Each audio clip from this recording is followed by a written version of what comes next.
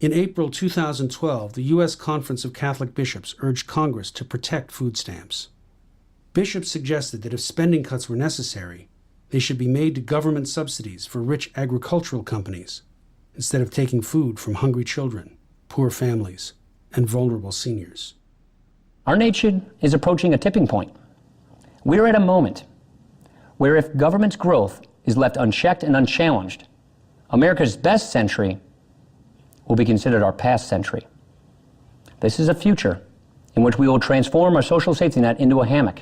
You can hear Paul Ryan talk about his hammock. This hammock, the average benefit in Wisconsin was $246 a month last year for 2 people, about $350 for 4. Is that enough for you to say, put my feet up in the hammock, I got these food stamps? Feeding people is something that this country can afford to do and should be able to do. That's not a hammock. And if you try to raise our taxes and trample on our liberties, we're either going to beat you or make your life miserable.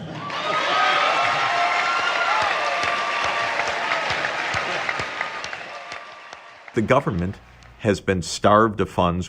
We're at about the lowest tax collection as a share of national income in our modern history. We can't even pay for the most basic public services right now. We can't keep our schools functioning. We can't keep our roads intact. Taxes are the price you pay for civilization.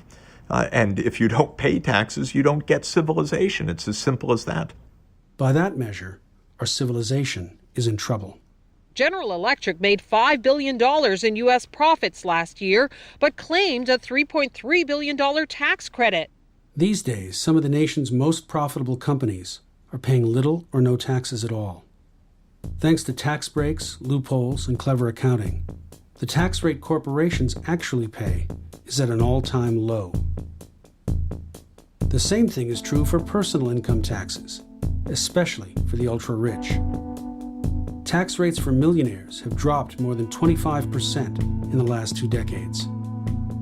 And for a handful of extremely wealthy individuals at the top, taxes have fallen by almost 50%. A big part of that dip is because of the tax cuts signed into law by President George W. Bush. Bush slashed the capital gains rate on investments to 15%, nearly half what the rate was under Ronald Reagan.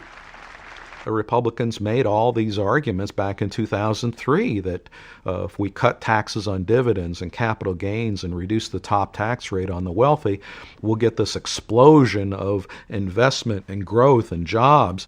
You can look up the data for yourself, but I certainly don't remember any big increase in growth after 2003. There was essentially no economic impact at all, except that it increased the deficit.